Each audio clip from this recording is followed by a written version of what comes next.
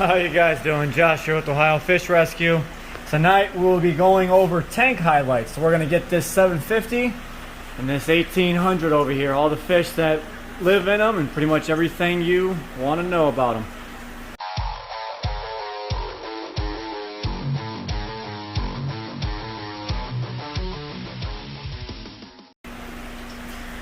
Okay, so to start things off, we're going to take a look at this 1800 gallon tank.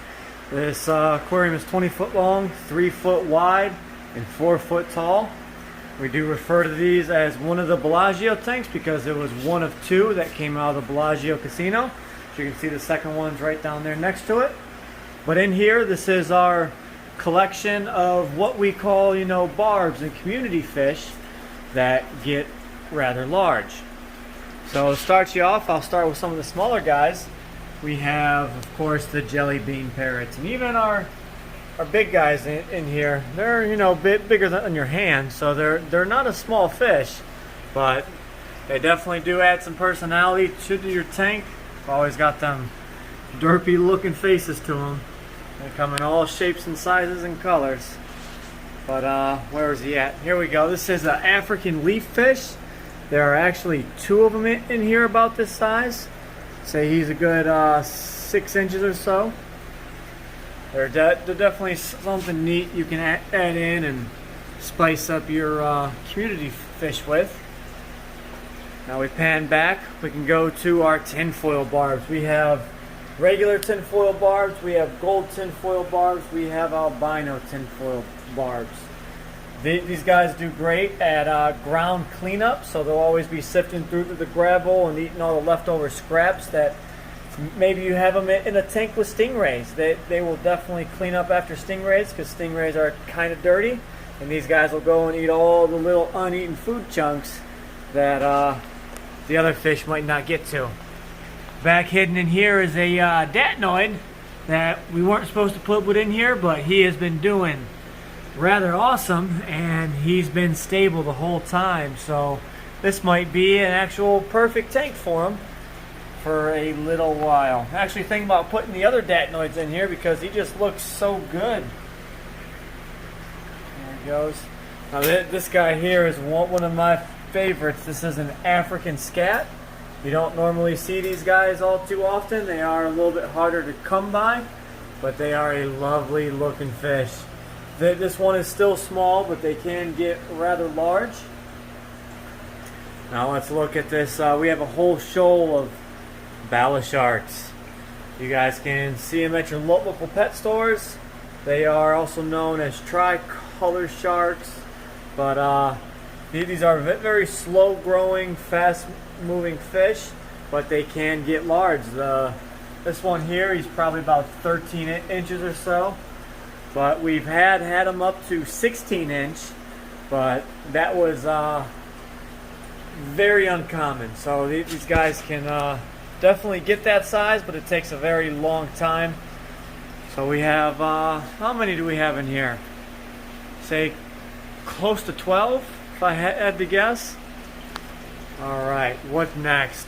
Look at this guy. This is a gold shark.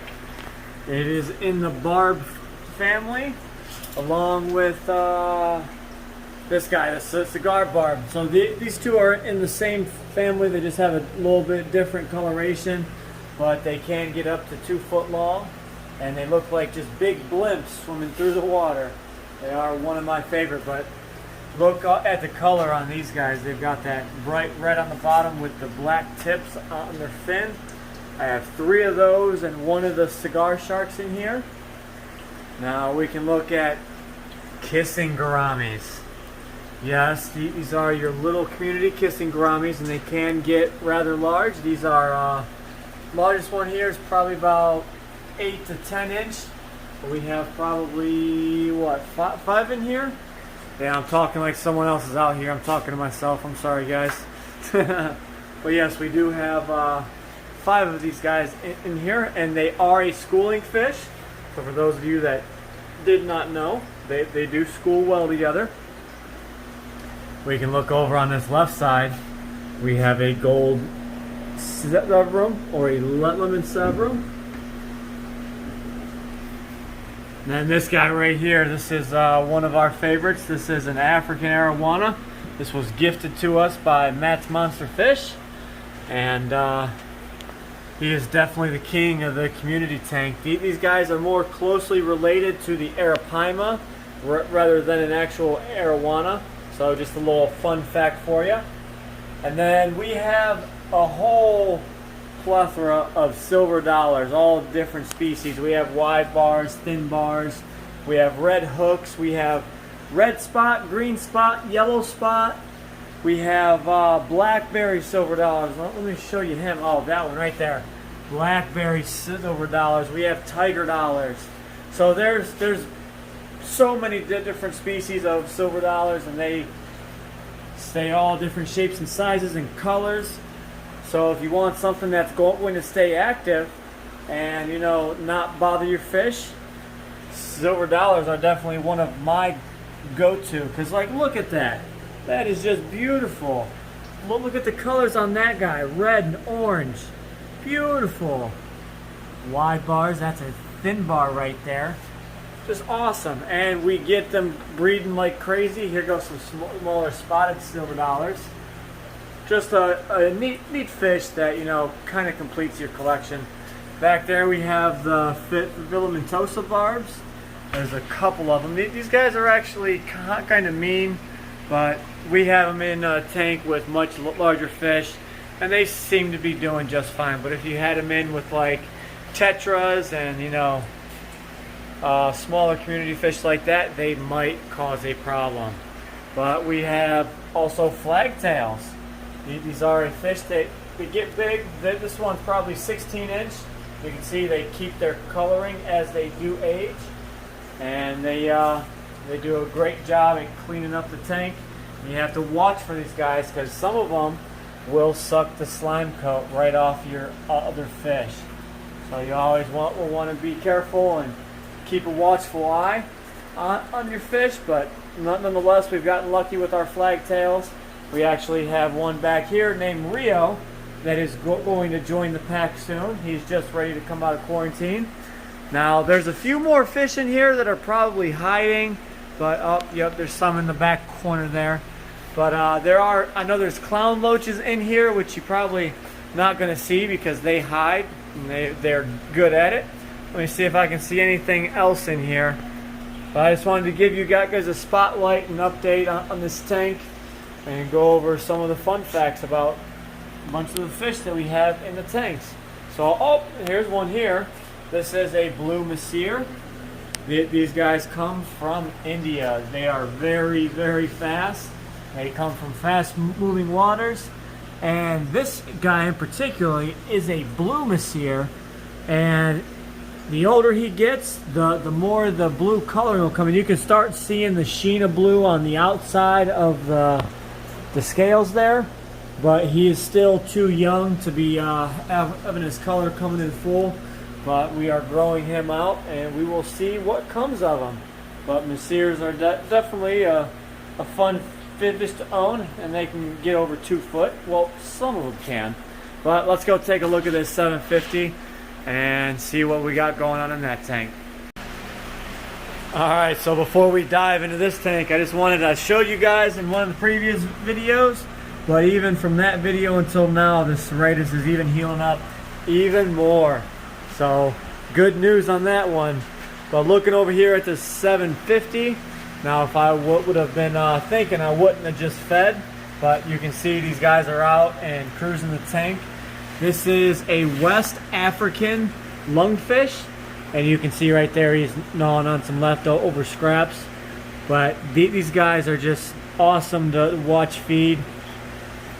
They are a super cool fish. This one here is just over 30 inches, but seeing him cruise the tank, he uses his little arms there, and he hones in on prey. And they are actually kind of blind, so they're very, very hard to see. So they kind of go over the food, and then they'll just strike it really hard. So if there happens to be a fish in front of him while he's trying to get food, he can potentially get struck at.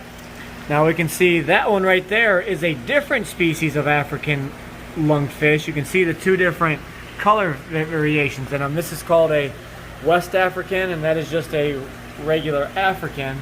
Both of them are over 30 inches long, but they are a neat fish to definitely polish off your collection. Look at him.